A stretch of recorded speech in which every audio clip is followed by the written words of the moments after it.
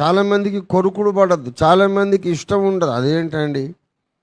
ఒక తాగుడు, తిరుగుడు, అబద్ధాలు, మోసము, ఎలాంటి చెడ్డ పనులు చేయకుండా నీట్గా నీతిగా బ్రతికిన వాళ్ళు నరకంలో ఎందుకు పడతారండి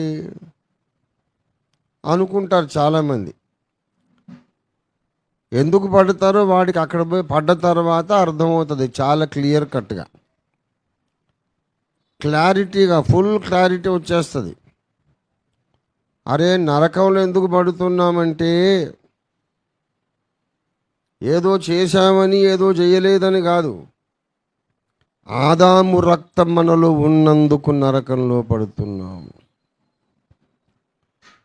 స్వభావ పాపము మనలో ఉన్నందుకు నరకంలో పడుతున్నాము. స్వభావ పాపం ఉన్నందుకు పరలోకానికి యోగ్యులం కాము. పరలోకానికి యోగ్యులం కాము అన్నప్పుడు ఇక రెండవ ఒకే ఒక ఆప్షన్ ఉన్నది. Only one more option. 20-30 ఆప్షన్లు ఉండవు. 20-30 ఆప్షన్లు లేవండి. దేవుడు నివసించే, దేవుడుండే పరిశుద్ధ మహిమ ప్రపంచం పరలోకంలో మనం ఉండడానికి అవకాశం లేకపోతే ఇంకా ఒక్కటే ఆప్షన్ ఉంది, అది నరకాగ్ని గుండం. ఉంటే అక్కడ ఉండాలి, లేకుంటే ఇక్కడ ఉండాలి. పరలోకానికి యోగ్యులం కాదు గనుక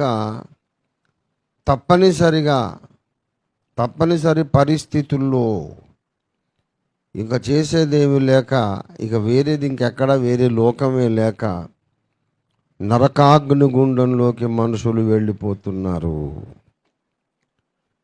గనక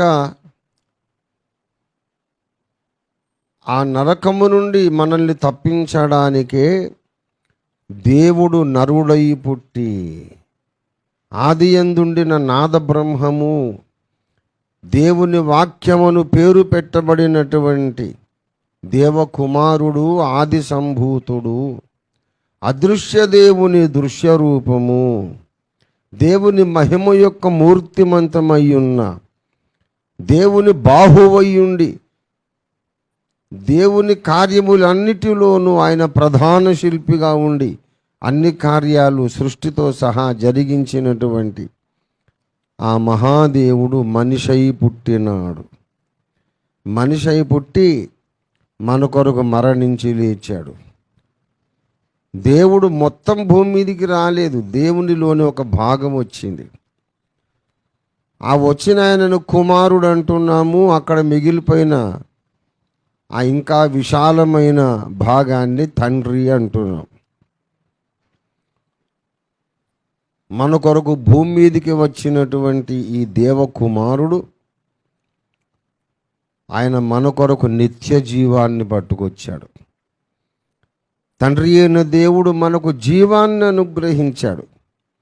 ఆ జీవము ఆయన కుమారుని యందున్నది. నేను మీకు ఒక మొబైల్ ఇవ్వాలనుకున్నా అనుకోండి, దాన్ని మంచి ప్యాకింగ్ చేసిస్తాను, అందమైన ప్యాకింగ్. లేకుంటే అందంగా లేదనుకోండి, ఆ ప్యాకింగ్ అందంగా లేదు, సుందరంగా లేదు, ఏదో పాత అట్టముక్కలు, పాత పేపర్లతో చుట్టిస్తా, చూడ్డానికి అందంగా లేదనుకోండి ఆ ప్యాకింగ్.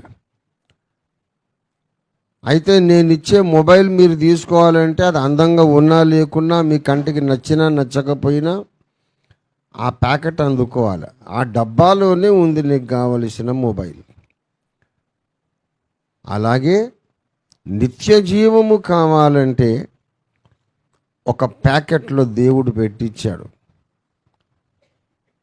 ఆయన చేసిన ఆ ప్యాకేజింగ్ పేరు ఏమిటంటే నజరేయుడైన యేసు. నజరేయుడైన యేసులోనే ఆయన మనకు నిత్య జీవాన్ని పొందుపరిచిచ్చాడు.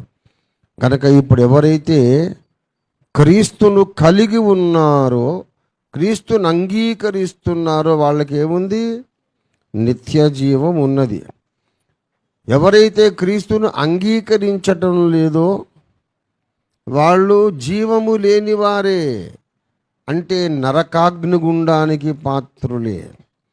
మిగతా మతములు, మత సిద్ధాంతములు అన్ని వ్యర్థము, గుండు సున్నా.